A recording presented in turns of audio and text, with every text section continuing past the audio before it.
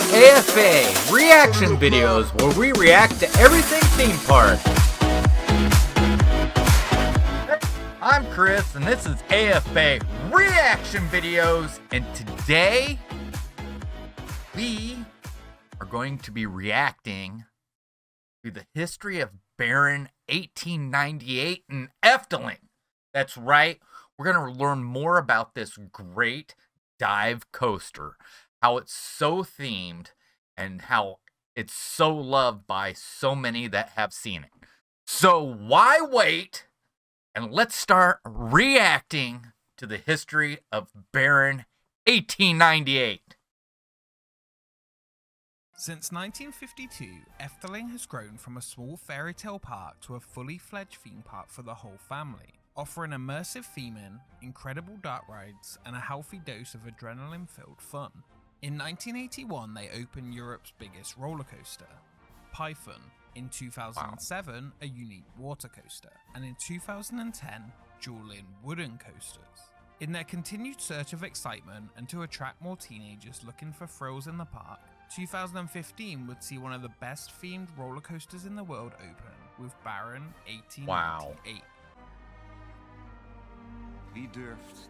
Who dares enter the terrifying, blood-curdling world of Baron 1888 and search for gold? En vindt het gauw.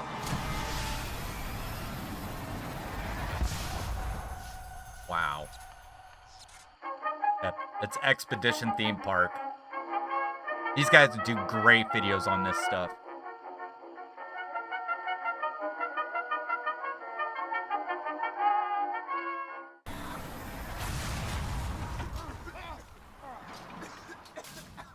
Efteling Park had decided it wanted a new thrill ride. Built on an untouched location of land in the middle of the park, it was aimed to become an icon of Efteling with its towering presence. The park decided on a mining theme for its new attraction.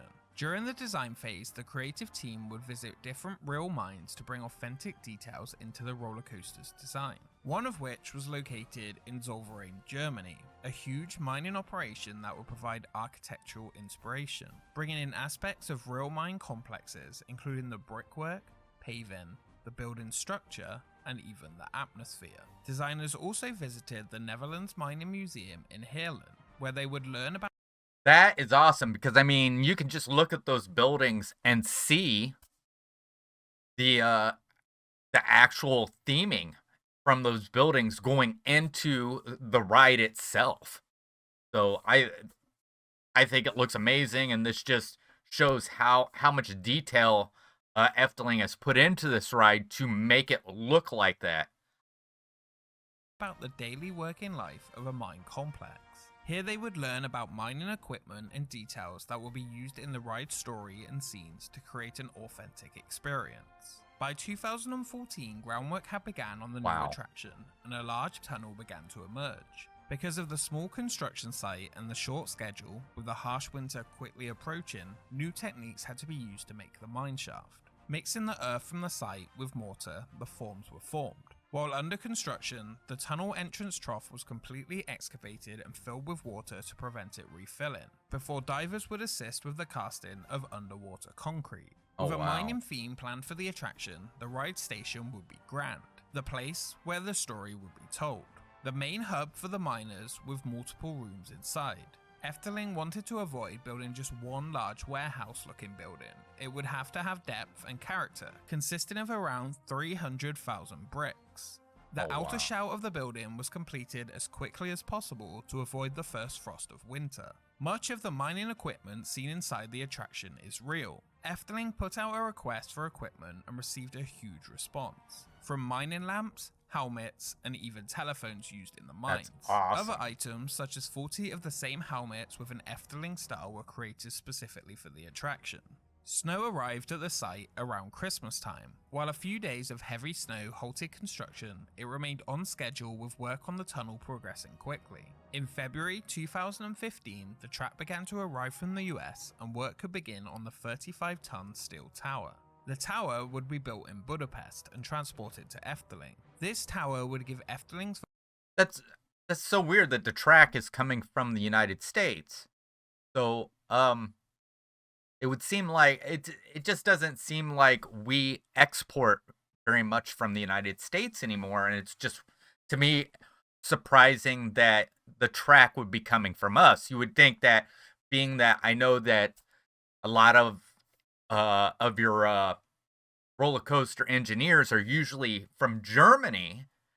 I don't know. I guess I would figure that the track would just come from somewhere there in Europe, but to find out that the track came from the United States is a really big surprise to me, and it's kind of exciting. So let's go ahead and watch some more. Version of the dive coaster a very unique look.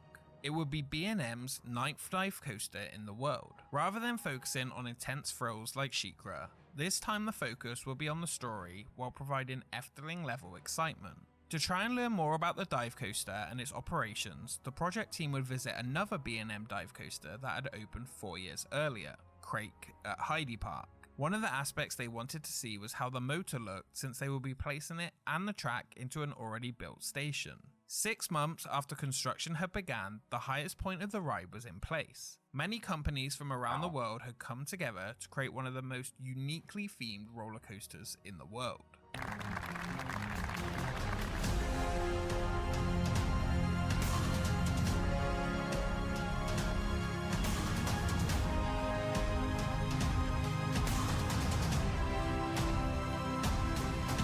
Every aspect of the beautiful Efteling Park has a story, and the new attraction would be no different from the moment you entered the queue until you left. In 1893, the wealthy Gustav Hogmud sat in an inn.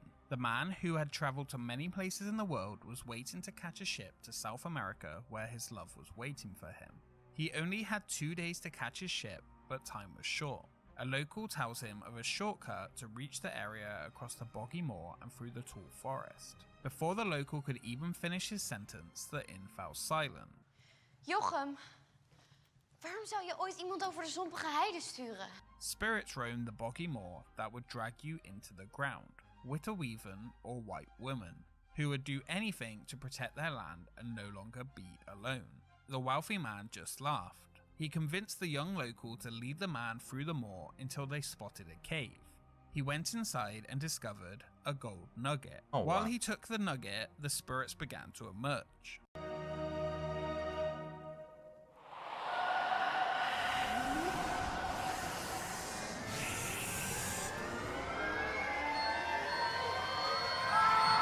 A few years later, now a baron, Hogmud returned to the town. His love had forgotten him, and he returned with plans to build a gold mine.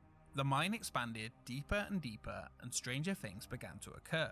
One day, it became infested with hundreds of spiders, while other days, blood would stream from the walls that they were digging. Regardless, the Baron was relentless and would not stop until he had all of the gold. In just a few months, he had fully excavated his mine.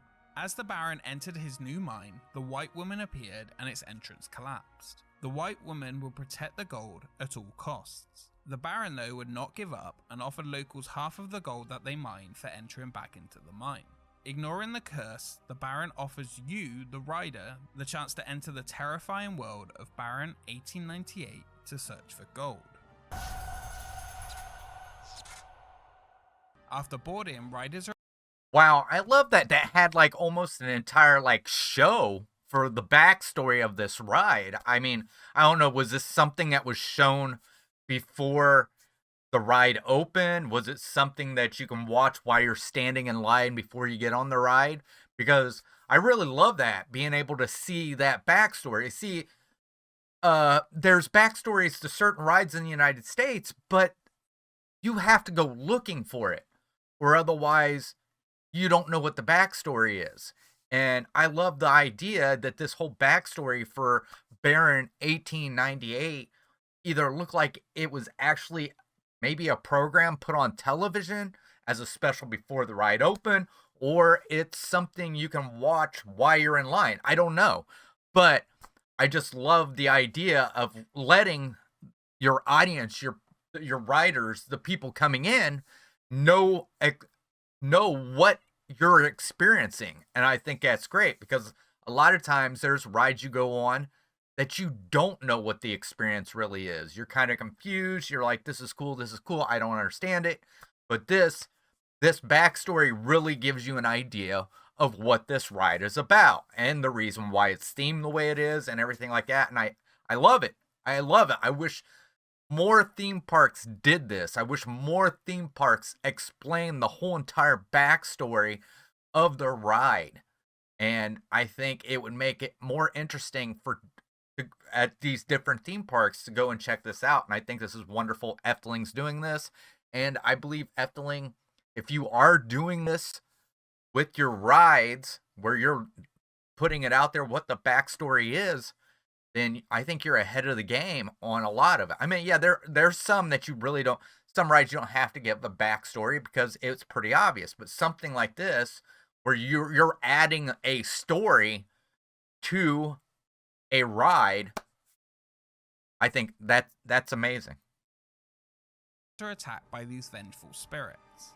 Just before the office explodes, he sends the miners, out of the mine. Oh, that's where the spirits were. That's awesome. I love that part. As the train is about to exit the mine, it stops hanging over the top. The Witter Weaven can be heard singing in the pit below, and after a few seconds, the screams, "You shall not evade my curse. Prepare to forfeit your lives," are heard before you fall into the mine below. Wow.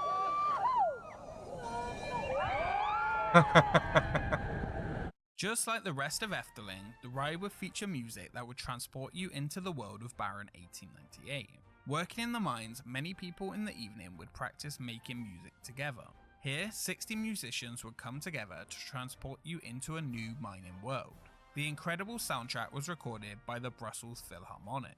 Oh, wow. Many different names were considered for the ride, including just Hugmund. They would choose a name though that would be suitable for Efteling, but also easy for different languages to translate. Awesome. Which is actually really good for me because I cannot say any Dutch words. Baron 1898 was chosen from the name of the main character and the year the mine was built. The final touches were added and show elements tweaked down to the last minute before opening. The attraction trains had arrived and were fully tested, and Wow. each of the individual effects were brought together to create one cohesive experience. 14 months after the project was approved, it was given final confirmation from the independent inspection company for the go-ahead. Baron 1898 would open on July 1st, 2015. The €18 million ride begins by crossing an Wow. iron bridge to the mine's central offices. After entering, projections and an animatronic give riders Right. a brief safety warning, along with warning you against believing in the legend of the I do Witter remember Weaven, that. who have just warned you about entering. Riders move into the mine's maintenance shop to board the special minecars. Spirits suddenly attack the minecars through the use Right. of projection technology. Baron 1898 would exit the station building, taking you up a 45-degree angle to 98 feet. After being held for 2 seconds, you fall straight down into the smoke-filled mine, directly into an Immelmann loop and onto a 0G roll. The ride ends with a 360 helix, a small bunny hop, and a final turn back into the station. Lasting 130 seconds, with only 31 seconds from the moment you drop to the end, the ride reaches speeds of 56 miles per hour. Wow. Even the exit area still continues the theme as you Wow. walk into the milk house, a tradition in which miners would have a glass of milk after hours of labor in the mines. Baron 1898 is considered a mini dive coaster, featuring smaller trains where 18 riders can ride at once. The drop on the attraction is also not vertical, reaching an angle of 87 degrees. The ride's reception was positive, and the story and detail highly praised. While the ride is short at around 1,644 feet, around half the length of SheiKra, Baron 1898 offers more of a full experience than pure thrills, which Efteling is all about. From entering the queue line to the moment you hang over the edge, the detail is so entwined throughout that every single aspect of the attraction tells a story. Even the test seat for the ride is themed as a broken elevator cabin, which Oh, is wow. said to be what the Baron used to descend into the mine for the first time. Efteling do an amazing job of telling a story with each aspect of the park and covering the making of new attractions. While it may not be the most thrilling or longest dive coaster in the world, the story and detail put into the attraction makes it something special, and it is arguably the best themed dive coaster in the world by far. Just like the moment the last piece of B&M track was slotted in place, Baron 1898 will be the perfect fit for Efteling.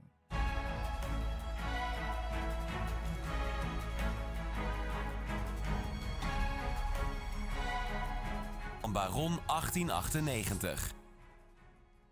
Thank you so much for watching this episode of Expedition So Efteling. wow, that was really interesting. And like I said, you know, that's what they do, what you guys do over there. That you're telling the story from the queue all the way to the end of the ride. And I wish there was more places like that here in the United States that does that. Some of the bigger parks, they're doing that. They're getting to that. Some of these smaller parks, and I know they call themselves theme parks. I don't really see them as theme parks. I see them more as amusement parks because they're not really giving you much theming. They're giving you amusement. And theme parks like Disney, Universal, places like that, they're starting to do that kind of stuff where they're telling the story from the queue all the way to the end. But obviously, Efteling was ahead of the game on that. And it's just, I think what it is people just want to feel like they're immersed. They feel like they've left their everyday world and entered another world, a world they can play in, a world, you know, they can feel like they're a part of. And I think that's amazing when you can just go in and just forget about all the troubles from your real world just for a little bit to enjoy something different and to feel like you're part of something else. And I mean, I don't think I've seen hardly any ride in Efteling that doesn't try and do this. And I think it's amazing. And Baron 1898, this is such a unique ride. And you know, as I was watching it, it'd been a while since I actually watched the video of it.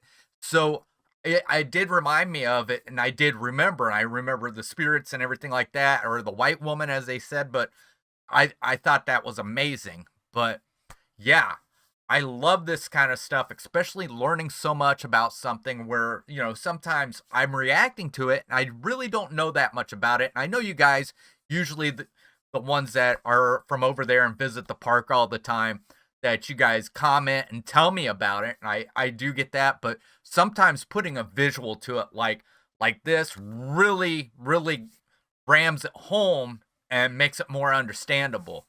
But don't think I don't appreciate you putting it in the comments. That helps as well, but having a visual to go with it as well is also something that is great. But I think that's going to do it.